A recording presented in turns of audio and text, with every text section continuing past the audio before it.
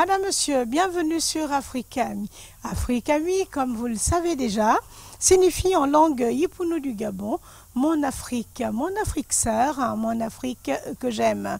Nous séjournons toujours en terre gabonaise et comme pour bien faire, voici le sommaire de cette édition. Suite et fin du portrait du révérend pasteur Georges Bruno Ngoussi. Aujourd'hui, rencontre avec le candidat à l'élection présidentielle de 2009 au Gabon. Libreville, envahie par des ordures ménagères de tout genre, les riverains de Mindoubé, en colère face à la dégradation des routes, empêchent la Sauvogue d'accéder à l'unique décharge dans la capitale gabonaise.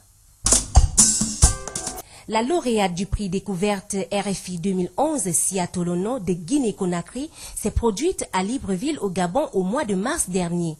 L'artiste Patience Dabani, marraine de l'événement, était de la partie. Célébration du Mardi Gras à Libreville, nous avons surpris l'école primaire et pré-primaire Le Credo en pleine célébration en différé. Nous vous avons présenté Monsieur Ngoussi, homme d'église, PDG de la radio-télévision Nazareth lors de notre précédente édition. Intéressons-nous maintenant à l'homme politique.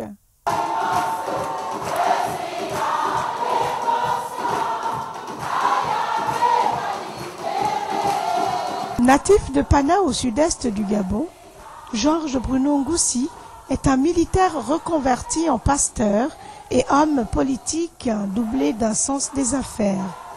Marié et père d'une nombreuse famille, il nous parle de son expérience politique et de sa vie de famille. Je gère ma maison comme je gère l'entreprise, la RTN. Et la RTN, la maison, forme l'église. Parce que l'église, c'est un tout. L'église, c'est un ensemble de la vie de la personne. Et là, je vous invite déjà d'ailleurs, vous allez voir ce qui se passe là-bas à l'église. C'est lui, un pasteur le pasteur, c'est le repère. C'est quelqu'un sur qui les gens doivent s'inspirer. Un pasteur ne doit pas s'accrocher aux âmes, aux fidèles. Le pasteur doit montrer aux fidèles comment faire pour pouvoir s'auto-suffire. Alors, donc, un pasteur qui est là entre les quatre murs, parler de Jésus, sans montrer aux hommes comment Jésus fait pour transformer la vie d'une personne, je pense qu'il aura fait quelque chose, mais il l'aura fait à moitié. Moi, je pense que avec ce que je fais, les gens savent qu'avec quelqu'un, Dieu peut utiliser la personne qui... Vous voyez, je suis pasteur. Vous avez dit tout à l'heure que j'étais militaire. Donc un militaire n'est pas formé pour faire de la télévision. Un militaire n'est pas formé pour faire de l'enseignement, par exemple, en un mot. Mais j'étais militaire, aujourd'hui je suis pasteur, j'ai une télévision, j'ai un complexe scolaire, et l'église est là. Bon, vous voyez, tout ça là, c'est pour montrer aux hommes ce que Dieu est capable de faire avec les hommes. Donc voilà. Pasteur, quel est votre avis sur les scandales qui touchent l'Église et, je vais dire globalement, les églises, particulièrement les églises éveillées? Nous avons eu des cas dans la presse où il y a eu de gros scandales de pasteurs et de fidèles. Qu'est-ce que vous pensez de ce comportement-là? Alors, moi, je vous prendrai l'exemple d'une salle de classe qui a un très bon enseignant et qui dispense les mêmes cours pour tout le monde, mais qui, à la fin de l'année, on trouve quand même un premier, un deuxième, et il y en a qui ont échoué. Et pourtant, tous sont de cette salle de classe. Mais c'est pour vous répondre aisément que chacun sait ce qu'il fait. Et chacun sera comptable de la vie qu'il mène.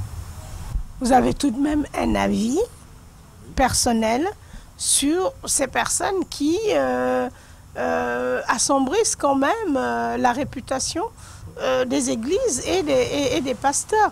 À un moment donné, vous n'avez pas peur que vos fidèles son œil ou n'ait plus confiance en vous. Mais je vais vous dire par là, Madame Denise, qu'on ne fait pas de choix quand il n'y a pas plusieurs. C'est lorsqu'il y a plusieurs choses à la fois qu'on parle de choix. Si tous les pasteurs sont honnêtes, sont fidèles, mais comment pourrons-nous savoir que tel a vraiment accepté le Seigneur, tel autre ne l'a pas fait? Donc non, c'est pour vous dire qu'il y en a qui font, qui jouent ce rôle-là, peut-être par usurpation. D'autres sont touchés, appelés, élus par Dieu, transformés par Dieu. Et ce sont ceux-là qui ont la crainte de ce Dieu-là. Le scandale, il ne peut qu'être déplorable. Vous savez, Jésus lui-même, qui est Dieu, qui est le Fils de Dieu, a vécu avec Judas. Il était là et pourtant c'est lui que nous adorons, c'est lui que nous prions, c'est lui notre Dieu, mais il était avec Judas. Donc ça ne va pas s'arrêter aujourd'hui, la Bible l'a dit, ça s'arrêtera avec le retour de Christ après l'enlèvement de l'Église. Pasteur Ngossi, le mot religion rime avec politique. Où vous situez-vous? Vous vous entendez avec les politiques ou la politique qui est donc mise en place dans votre pays? Ou alors vous êtes un chevalier qui, de ses ailes, continue à élever son empire? Je suis candidat pas de moi-même. C'est justement par révélation que Dieu m'a demandé d'être parmi les candidats qui ont postulé le poste de la présidence de la République. Donc c'est pour vous dire que pour moi, je ne fais pas de séparation entre la politique et l'Église, autrement dit entre la politique et Dieu. Tout ce que nous faisons ici vient de Dieu. C'est comme si on pourrait vous dire, bon, parler de la respiration, mais pas de l'homme qui vous permet de respirer. On vous dit non, parler de la respiration, mais pas des poumons, j'allais dire. Mais on ne peut pas respirer sans poumons.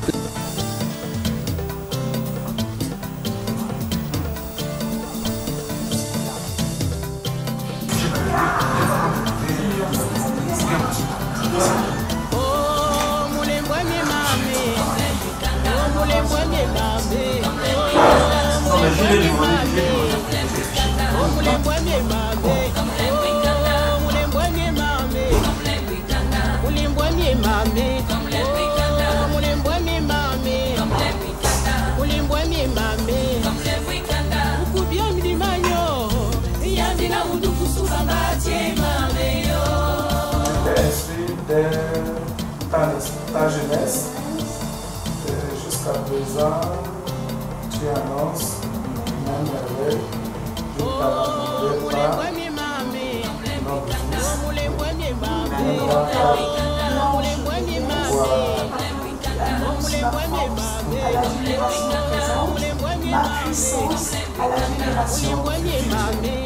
Vous, pasteur, homme d'église et en même temps candidat, vous êtes vraiment atypique. Vous l'avez dit. Ben, vous savez, je définis la politique comme l'art de gérer le bien de la cité. À ce titre, on ne met pas de côté le chrétien. Tout homme qui est censé gérer fait de la politique. Vous m'avez posé tout à l'heure la question de savoir comment je gérais ma maison. Mais je fais de la politique familiale. Donc je sais où mettre ma femme, je sais où mettre mes enfants. Je dis, mais c'est de la politique. La seule différence, c'est qu'il y a une politique politicienne qui n'est pas de Dieu, mais la politique qui a une gestion rationnelle est de Dieu. Un pasteur, normalement, devrait être le plus indiqué, parce que le plus indiqué à faire la politique, parce qu'il a quelqu'un qui le craint. Et c'est quelqu'un qui le craint, on ne peut pas le mettre de côté. Vous êtes en train de dormir, Dieu est là. Vous partez en mission, vous êtes avec Dieu. Par contre, ceux qui disent que la politique doit être séparée de Dieu, ce n'est pas pour rien qu'il y a trop de scandales. Parce qu'ils se disent que bon, moi, ce que je fais, Dieu ne voit pas. Alors, moi, je pense que ce sont les hommes de Dieu qui devraient normalement bien faire la politique. Et comme cela, on verrait très peu ce que nous vivons aujourd'hui. Est-ce qu'il vous arrive de penser que vous avez mal interprété une vision, comme par exemple le fait de vous présenter à la candidature présidentielle, puisque vous n'avez pas été élu? Bon, vous voyez, là, vous me posez là une très bonne question, parce que vous avez parlé tout à l'heure de révélation. Vous voyez, la révélation n'est pas naturelle. La révélation, elle est spirituelle. Et ma candidature, elle a deux interprétations. Si vous voulez, vous pouvez dire, bah, un pasteur, pourquoi il a dit que Dieu lui a demandé de se présenter et qu'il ne soit pas élu. Mais je vais vous dire, mais qu'est-ce qui vous dit que je ne suis pas élu? Vous voyez, il y a deux mondes. Il y a deux modes de gestion d'un pays. Il y a la gestion naturelle, que vous voyez, qui se fait scientifiquement, c'est-à-dire par des calculs. Et il y a la gestion spirituelle, où il faut quelqu'un qui reste à la brèche. Et celui-là, on l'appelle président aussi. Mais il reste à la brèche. Lui, c'est quand on veut. Je vous prends pour exemple, demain, vous serez là. Dieu me dit, attention, il y a danger, il faut que tu te lèves. Il faut que tu pries pour éviter le danger. Mais je ne me lève pas en tant que subalterne, je me lève en tant que président de la République. Et c'est quand je prends le fardeau du pays en tant que président de la République. Mais je le dis à travers, vous voyez là tout à l'heure, je peux peut-être vous faire rire, vous trouvez que ce n'est pas normal qu'un seul homme qui n'a pas fait de la communication puisse être à la fois responsable d'un média, d'un organe de presse, responsable d'une école, d'un établissement. Donc c'est un complexe de la maternelle en terminale. Et chaque année, nous avons les bacheliers qui sortent là-bas, nous avons des brevetés donc, à la fois. Et ce même homme sera bientôt responsable d'une grande salle de fête. Hein, vous voyez. Donc tout ce que je fais, et quand vous voyez mon église, là où je suis pasteur, vous comparez avec les autres, vous n'allez pas me dire que c'est la dernière de Libreville. Alors, ça c'est pour montrer aux gens que ce que je fais, je ne le fais pas comme les hommes le font. Je le fais de manière surnaturelle. Et c'est comme cela que je me suis présenté. Je me suis présenté à l'époque, le Gabon traversait des moments difficiles. À l'époque, personne ne pouvait prétendre, personne ne pouvait dire ce que nous vivons aujourd'hui. Tout le monde prophétisait le chaos. Mais il a fallu qu'il y ait un homme de Dieu dans la liste des prétendants. Ça, les gens ne le savent pas. Mais dans le monde spirituel, il fallait que je sois là. Mais aujourd'hui, je le comprends. Pourquoi je me suis présenté et pourquoi à chaque fois quand il y a un événement, je dois me mettre à la brèche, je dois prendre des décisions que les hommes n'ont pas besoin de savoir, mais que Dieu sait avec le monde.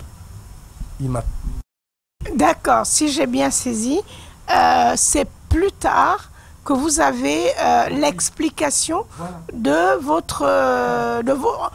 de cet acte-là, à ce moment-là. C'est plus tard, parce qu'à l'époque, moi aussi, je ne le savais pas. C'est au fil du temps que je l'ai compris, c'est plus tard.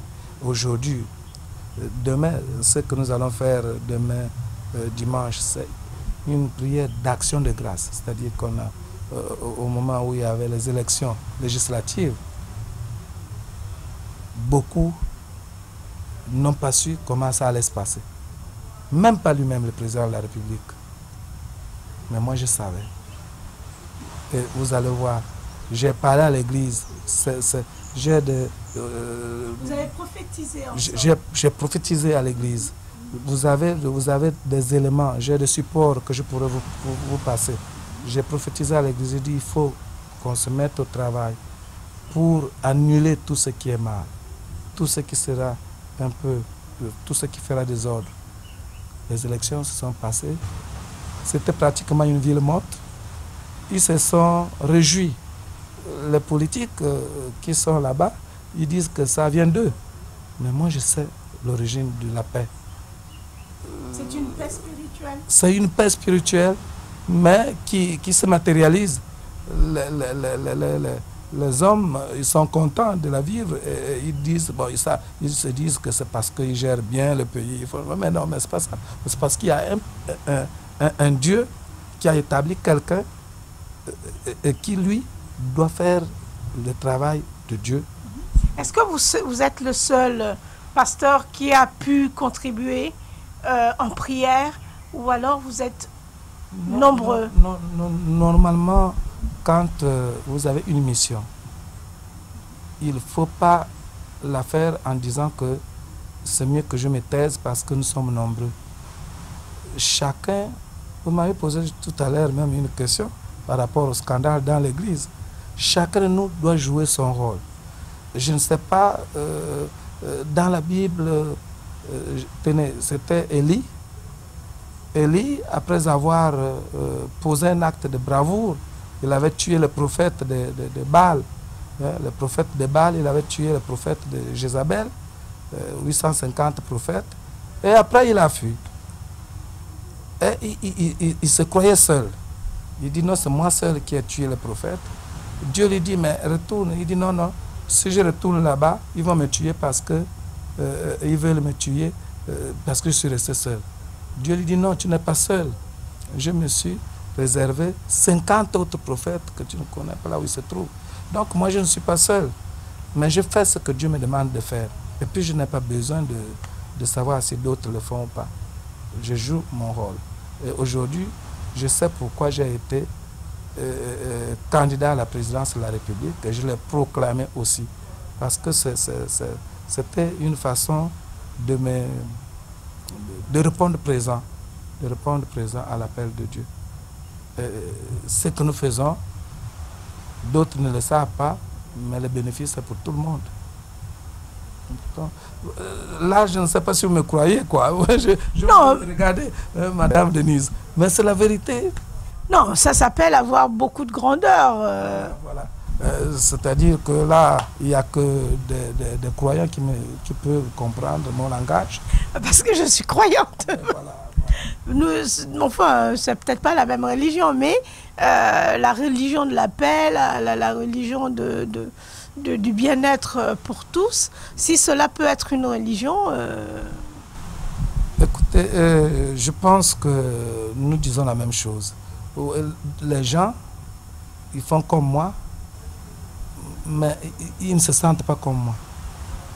C'est-à-dire qu'il y en a qui veulent m'imiter, mais ils ont des soucis en m'imitant. Moi, je le fais avec aisance, je le fais sans souffrance aucune, en un mot. Donc aujourd'hui, je suis très content de faire ce que je fais. Je ne sais pas si j'ai répondu à votre question, mais je pense... Il vous arrive de conseiller les hommes politiques du monde? Oui, ah oui, Madame Denise. Ah oui, si je pouvais vous citer le nom, mais il ne me revient pas de vous citer le nom, mais je suis le conseiller des hommes politiques de tout âge même d'ailleurs. On m'appelle, je vais dans n'importe quel bureau. Ce qui me réjouit le plus, c'est que quand je parle quelque chose, la personne m'écoute. Et si la personne fait ce que je lui ai demandé de faire, nous sommes très contents de voir les retombées de la chose. Merci, pasteur. C'est moi qui vous remercie. Bon, je ne sais pas si vous m'avez compris, parce que là, je vous ai amené dans le spirituel. Bon, mais il y a qu'à voir par les œuvres. Hein. Ce sont les œuvres qui parlent d'elles-mêmes. Donc, je vous remercie et je souhaite longue vie à Africami.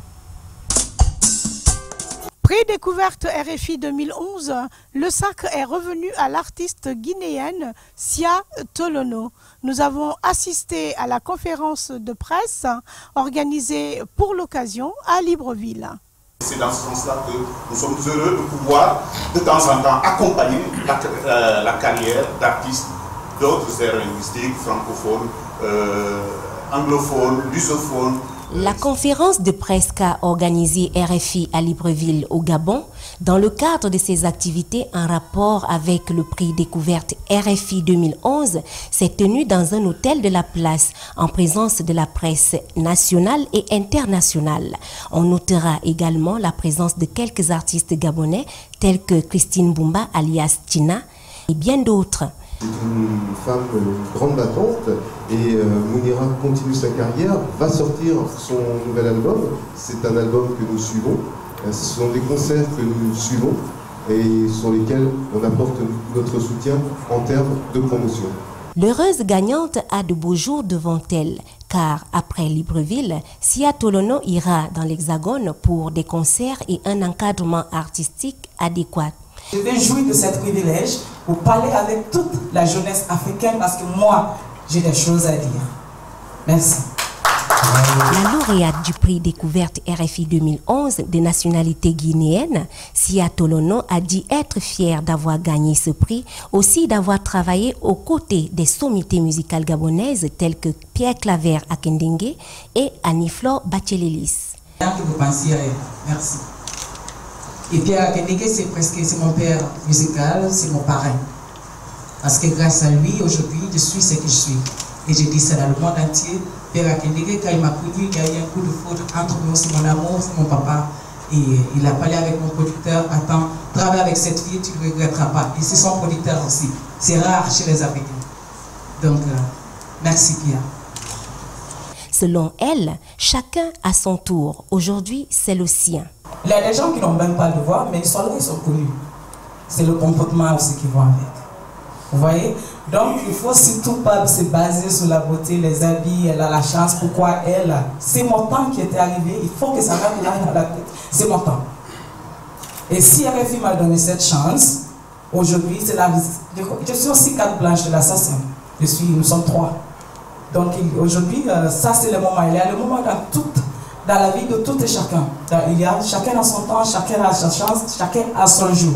On arrive à les suivre par un certain nombre de partenariats, que ce soit Mounira, Michala, Didia Wadi, Cheka, il y en a eu un certain nombre. On les prend aussi et on les fait passer dans des festivals, on les aide sur la production phonographique, sur des résidences, et ça, ce sont des artistes qu'on suit. Mais pour ce qui est du suivi des lauréats du prix découverte RFI restant en Afrique, qu'en est-il? Des accords de réciprocité, c'est assez complexe puisque on ne perçoit pas spécialement dans le pays, en dehors des problèmes de télévision et de radio, sur les grands comptes. Ensuite, sur les problèmes de spectacle, etc., c'est vrai qu'on ne reçoit pas. Donc, si les artistes du Gabon sont des sociétaires SACEM, ils déclarent donc à la SACEM, à leur société de droit d'auteur, les renseignements et ils vont percevoir là-dessus. S'ils ne sont pas sociétaires de la SACEM, là, pour le coup, il ne se passe pas rien. Est-ce que les lauréats sont systématiquement membres de la SACEM? Il n'y a pas une obligation d'adhérer à la SACEM du tout. Vous pouvez être une autre société du droit d'auteur. Dans chaque pays, il y en a une, a priori. Et donc, ce n'est pas une obligation, en tout cas, qu'ils soient adhérents à la SACEM. Voilà. D'avoir accepté d'effectuer le déplacement. Je demande seulement aux journalistes d'être ce soir à Gabon Expo. Après la conférence de presse, est enfin arrivée l'heure du concert à Gabon Expo de Libreville. Un événement riche en couleurs, lumière et son. L'ouverture du concert s'est faite par le groupe DBS du Gabon.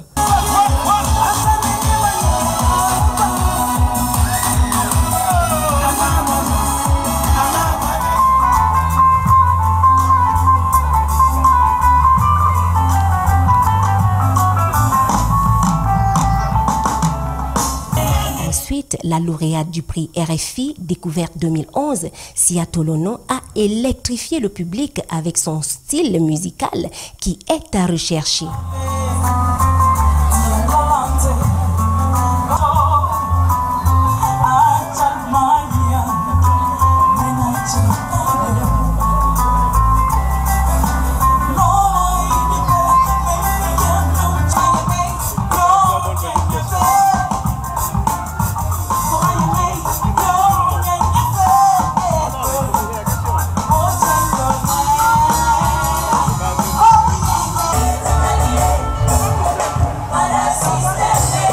Patience Dabani, marraine de l'événement, de façon généreuse, a clôturé le dit concert.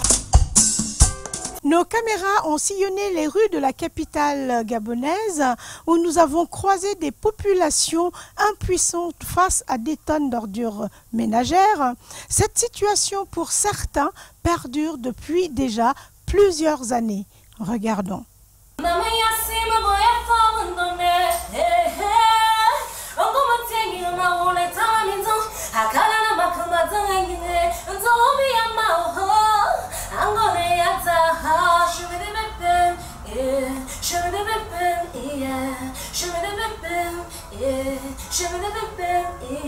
Depuis qu'ils ont commencé à filmer, qu'est-ce qui a changé? La preuve est là, c'est pas que non, la preuve est là. Une semaine. On ne peut pas avoir les ordures comme ça beaucoup parce que ça nous toxique aussi. Libreville, la belle, n'est plus qu'un lointain souvenir. C'est la énième fois que la ville de Libreville, capitale gabonaise, et ses alentours sont aspirés par les ordures ménagères et des odeurs nauséabondes. Pire, celles-ci sont déposées devant les établissements maternels, primaires et secondaires. Nous avons des sujets vulnérables, des petits-enfants, donc ils peuvent facilement contracter des maladies. J'ai eu à adresser une lettre à Sovog pour leur demander de débarrasser ces bacs à ordures parce que pour nous épargner, n'est-ce pas, épargner beaucoup plus nos enfants, nos élèves, l'atmosphère qui est empestée tout autour de l'école. La Société de valorisation des ordures ménagères du Gabon, Sovog, en allant s'installer dans la zone de Mindoubé, avait-elle signé un accord pour l'aménagement de la voie? Non, pas pour l'aménagement de la voie. Sovog a signé en 2002 une concession avec d'une part l'État gabonais, d'autre part la ville de Libreville, pour réaliser deux types de services. Le premier, c'est la collecte des déchets ménagers et le second, c'est la valorisation de ces mêmes déchets. Et ce qui est sous-entendu, c'est que la décharge étant positionnée sur une voie carrossable, c'est que le service de l'entretien des voies a responsabilité pour entretenir les voies, pas Sovog. S'agissant du traitement des ordures ménagères, l'usine de traitement, est-ce une utopie ou réalité? Alors c'est un petit peu une subtilité entre les deux, puisque ce n'est pas encore une réalité, puisque l'usine n'est pas construite. Mais le site qui doit accueillir donc ce centre de valorisation des déchets a été identifié dès l'année 2003. Il y a une déclaration d'utilité publique qui a été prise pour ce site. Et malheureusement, il y a un certain nombre d'années qui sont passées sans que les choses bougent. Il y a donc quelques populations qui sont là, qui sont toujours là, qui n'ont pas été relocalisées. Et ceci a fait que la route d'accès elle-même au site n'a pas été construite, ce qui fait qu'aujourd'hui le site est là, mais malheureusement il n'est pas accessible, et donc le centre de valorisation des déchets n'a pu être construit. Pour ce qui est de l'organisation au quotidien du travail, le calendrier est toujours le même et précis. Selon le directeur technique de Sovog, les populations librevilloises ont toujours été informées des horaires de collecte d'ordures ménagères, comme il se doit. Des initiatives ont été entreprises aujourd'hui en rapport au nouveau site. Bien sûr. Alors, Sovog réalise aujourd'hui deux types de collecte à Libreville. Une collecte sur des points d'apport volontaire, c'est-à-dire c'est des points sur lesquels il y a des bacs de 770 litres, des bacs gros volume qui sont présents, et les populations viennent spontanément déverser leurs ordures, idéalement, et c'est ce qui leur est demandé, entre 18h et 21h. Et à partir de 21h, la collecte est réalisée par des camions, je dirais, qui sont des camions tout à fait modernes et adaptés à ça, et donc qui sont réalisés pendant la nuit. Le deuxième type de collecte, c'est une collecte sur les quartiers pavillonnaires, dans lesquels tous les foyers ont été dotés d'un bac 240 litres, et c'est une collecte qui est réalisée en porte-à-porte. Voilà donc les deux types de collectes qui sont réalisées à Libreville. Vous n'avez pas de combinaison, vous n'êtes pas sérieusement protégé. C'est parce que vous êtes journalier ou bien c'est comme ça? Non, les conditions de travail, c'est comment? Les conditions de travail, c'est pas que je ne peux pas dire que c'est mauvais. Ça, c'est un terme vulgaire. À Sovog, les journalistes sont respectés puisqu'on est soignés. Il y a tout, Vous êtes soigné? Oui, on est soigné. Non, c'est un peu trop, un peu osé quoi. Mais on est suivi. Donc si on a l'accident là, il y a l'infirmerie à Sauveur, on peut se faire soigner. Vous êtes soigné, vous êtes suivi. Oui. Mais pourquoi on ne fait pas une prévention? C'est-à-dire vous donner les bonnes combinaisons pour protéger avant d'aller vous soigner. Pour ça, il y a ça là-bas, mais les combinaisons, il y en a. Moi, je mets ma combinaison dans le camion. C'est vous-même qui ne voulez pas mettre votre combinaison pour venir prendre la saleté? Non, on peut dire ça comme ça, mais sans ma combinaison est dans le camion. Bon, puisqu'il fait ici manchot, on a une bonne masse. Il fait celui-là, on est obligé d'enlever et déposer ça là-bas. Ouais, non? C'est comme ça qu'on fait toujours. Alors c'est vrai qu'il y a eu quelques défauts d'équipement en matière de vêtements de travail, mais normalement, il ne doit y avoir aucun défaut sur 3 types d'équipements. Les gants, les bottes et les imperméables. Normalement, et le petit masque, le petit masque, le cache-nez ou le nez de cochon, peu importe comment on l'appelle. Donc sur ces équipements, normalement, il n'y a pas de défaut. Par contre, là où il y a des défauts, sur les journaliers, c'est en effet sur les vêtements proprement dit, parce qu'on est à court de vêtements. Mais nos personnels habituels ont 2 dotations de vêtements à l'année, veste, pantalon, 2 imperméables, 2 paires de bottes, 2 paires de chaussures. Et chaque fois quand je parle bottes ou chaussures, c'est chaussures de sécurité. Si jamais il y avait un bac qui tombait sur un pied ou n'importe. Des gants tous les 15 jours, un nez de cochon neuf tous les jours, à chaque prise de service, un imperméable, et puis les matériels pour travailler, quoi, hein, les pelles. Les normes de sécurité des éboueurs sont-elles adaptées au climat tropical? Si on compare ça à quelqu'un en chaise longue sous un ventilateur avec une pina colada, on ne peut pas lutter. Mais par contre, lorsqu'il s'agit de mettre les mains dedans, si vous me permettez, il faut de la protection. Et toutes les protections, ça tient chaud. Mais si ça protège pas, c'est pas utile, quoi. Donc, lorsqu'on a des gens qui travaillent, par exemple, sur les espaces verts. Sur les espaces verts, c'est des gens qui travaillent avec des rotophiles. Ceux-là, ils ont une chasuble, par exemple. D'accord ? La chasuble, elle est ouverte sur les côtés. Elle les protège devant, derrière. S'il y a des projections, ils ont des lunettes, ils ont un masque, ils ont un casque. Donc, ils ont des protections adaptées. Et en vêtements de travail, la chasuble est suffisante. Par contre, pour les rippers, les gens qui sont derrière les camions et qui collectent les déchets, il faut un vêtement de travail. Et c'est vrai que ça donne chaud. Il faut avoir d'abord le respect de tout, qui coûte plus cher que l'argent. Et l'argent n'a rien à voir dans le respect de toute personne. Mais les ordures, c'est tout le monde qui ont les ordures. Il faut les porter même à 10 km, même à 20 km, tu vas déposer là où il faut déposer les ordures, ça tue les gens.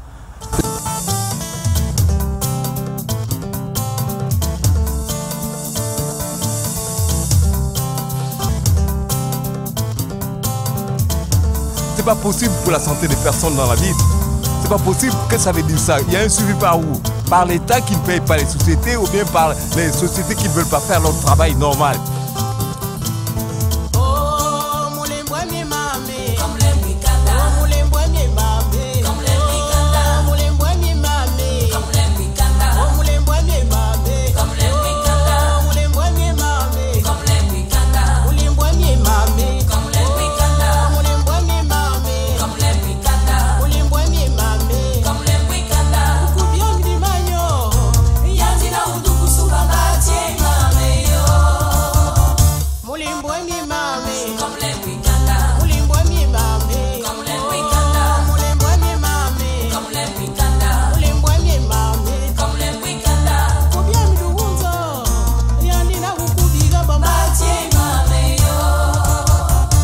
La décharge, c'est un terrain que le gouvernement a offert à Sauvog.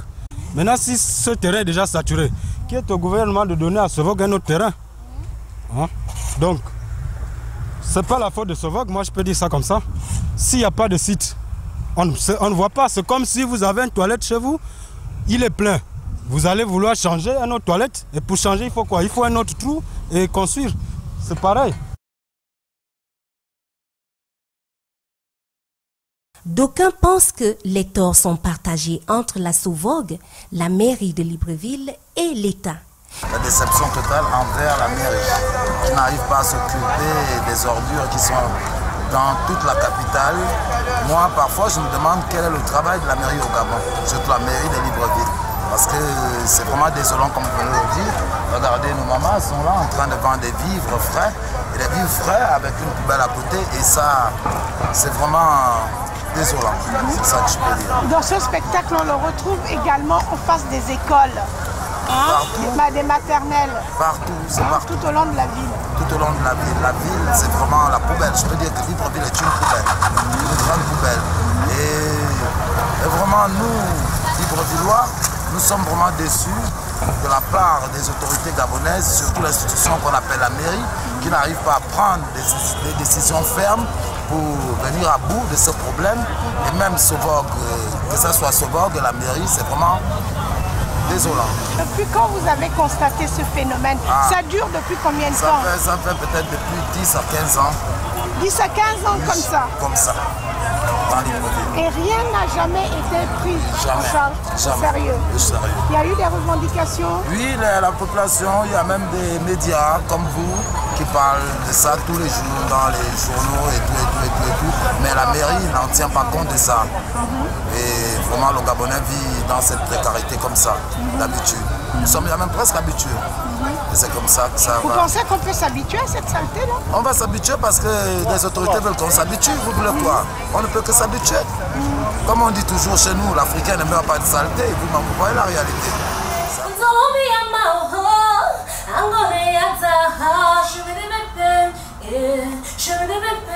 Les Librevillois n'en peuvent plus de vivre dans ce climat d'insécurité sanitaire notoire. Raison pour laquelle les populations ont exprimé leur ras-le-bol récemment en barricadant les voies d'accès de la dite décharge. Ces dernières sont d'ailleurs dans un état pitoyable. Ceci dans l'optique d'empêcher les monstres de Sovog de se rendre sur le site. En tant que riverain, et que la situation elle est vraiment déplorable et je dirais même triste parce que notre ville, c'est vrai, elle est belle, mais n'en faisons pas une poubelle. Les gens font maintenant des petites maladies bizarres, des fièvres typhoïdes par-ci, par-là, tout ça. Et c'est... Ce moment, la semaine, on ne peut plus travailler parce que les gars de Mindoubé qui ont barré la route. Donc la décharge, je peux dire que on peut plus verser des ordures là-bas. Parce qu'il y a même les habitants de là-bas, ils souffrent. Par exemple, une femme qui avait ses locataires, les locataires ont quitté la maison parce que ça sentait. À ce jour, il n'est pas rare de voir des poubelles de Sovog à des endroits peu appropriés. L'on déplore également le fait que des riverains déversent sans vergogne à même le sol des ordures ménagères diverses. Il n'y a pas de régularité.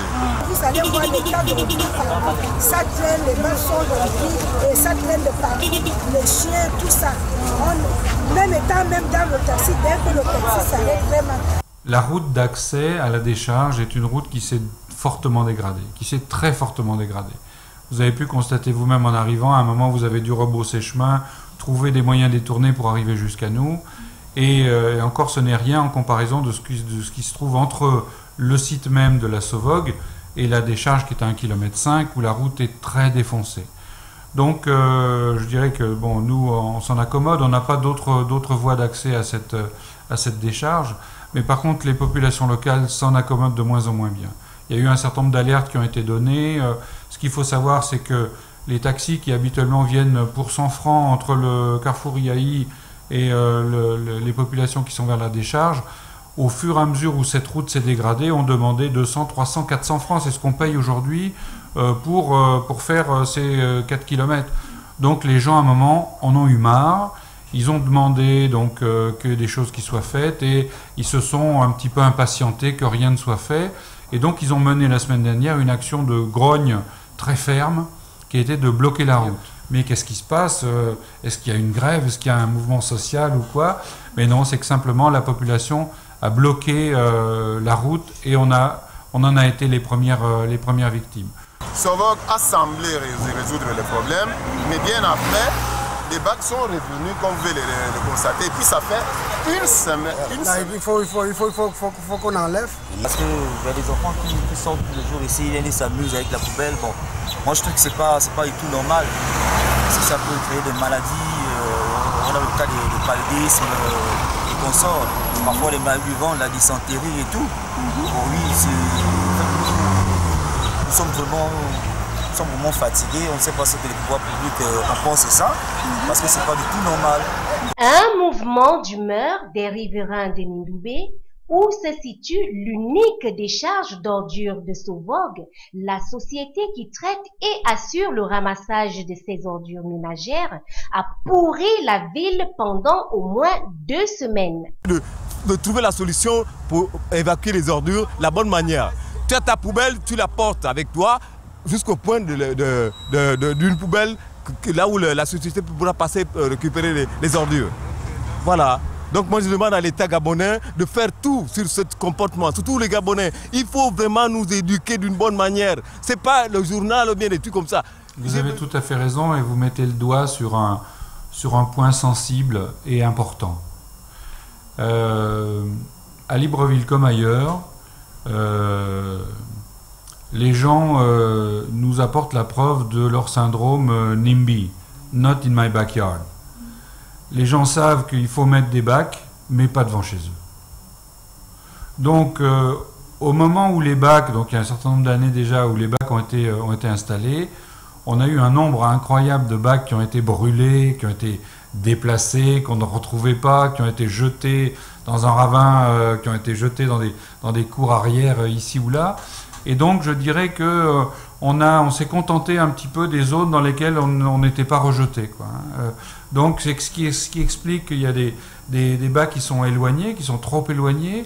Et même si on se bat aujourd'hui avec les chefs de quartier, avec les mairies d'arrondissement, pour essayer de trouver des endroits pour convaincre les populations, pour nous assurer qu'on puisse se collecter, en attendant que ça devienne véritablement efficace, eh bien, on se contente de ce qu'on nous donne, c'est-à-dire des endroits qui sont souvent un peu plus éloignés, pour un certain nombre de cas, en effet, quelquefois à proximité des écoles, puisque ce sont des espaces publics où les gens ont moins cette possibilité de dire pas devant chez moi. Si Sovog n'arrive pas à ramasser l'ordure, ne fût-ce qu'un seul jour, il n'est pas collecté, c'est l'ordure qui se multiplie par 2. Parce que ça tue bien les Gabonais.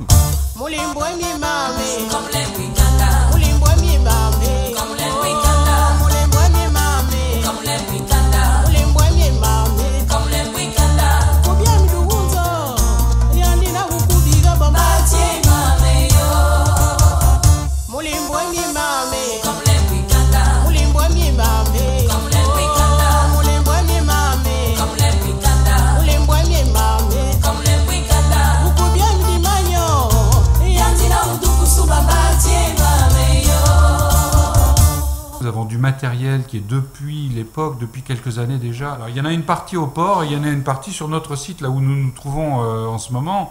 Le problème réel que vous avez, c'est un site. Le site n'a pas été rendu disponible. On a commencé à faire quelques travaux de terrassement.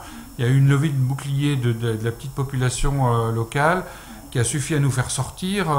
Et malheureusement, depuis, il n'y a pas eu de moyens, je dirais, de moyens coercitifs pour faire des propositions de relocalisation à cette population, et on est un petit peu devant cette impasse devant laquelle on est impuissant, puisqu'il est qui est clairement indiqué dans la concession qu'un site doit être mis à notre disposition, donc on est toujours en attente de ce site. Madame Bukandou, comme nous avons convenu, donc dans ces 2 semaines, le patron va vous recevoir. Nous avons voulu avoir l'avis des responsables de la mairie de Libreville, notamment la direction générale de l'environnement et le cabinet du maire où les portes sont restées closes.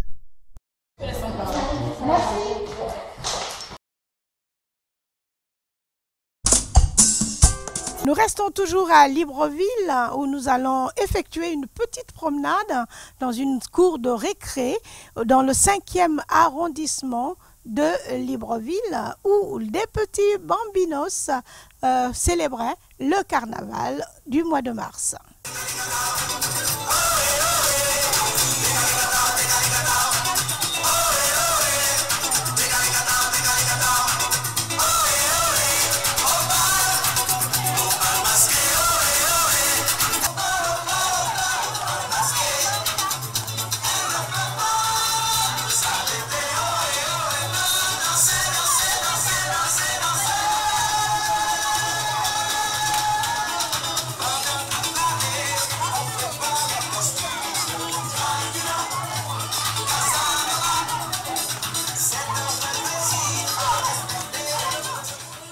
Le carnaval, Une fête organisée tous les mardis gras du mois de mars au Gabon.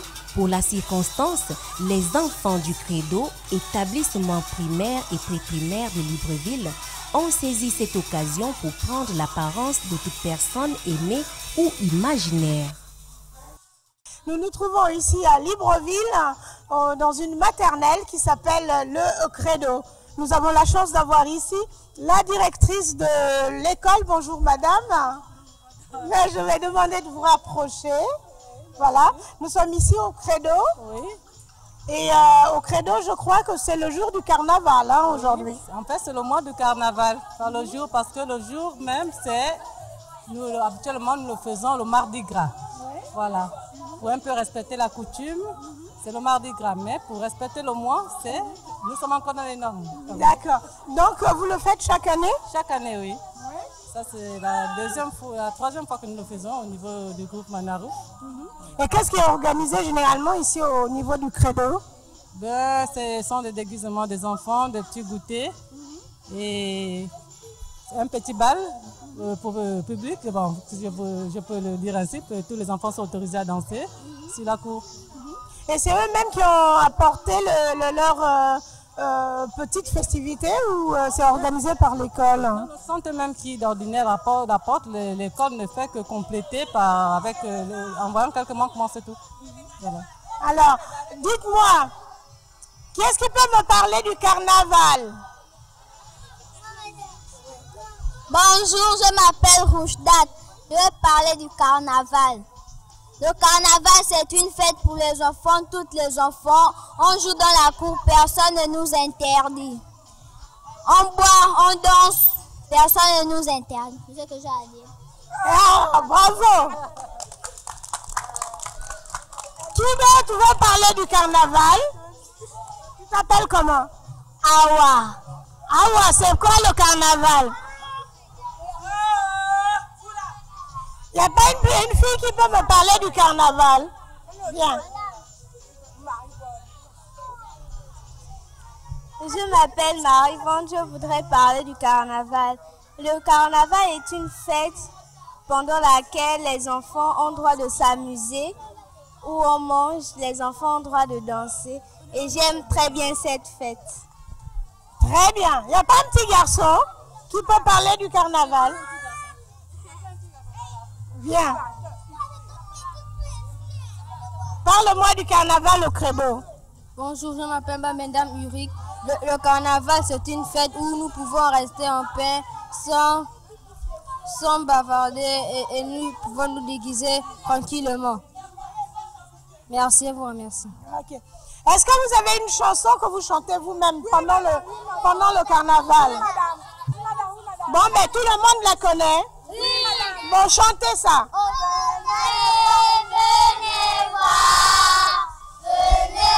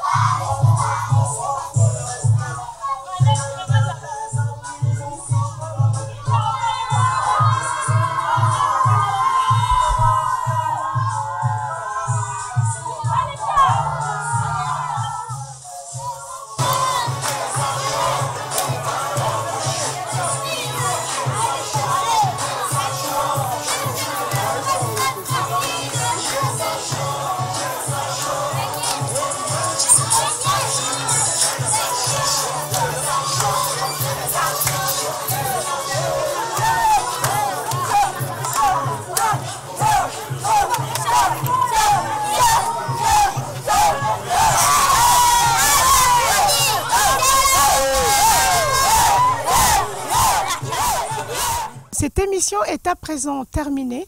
Merci de nous avoir suivis. Nous vous donnons rendez-vous dans un mois, à la même heure, sur la même chaîne.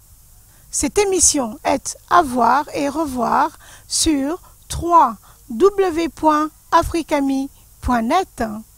Vos avis nous intéressent. Écrivez-nous à contact@africami.com.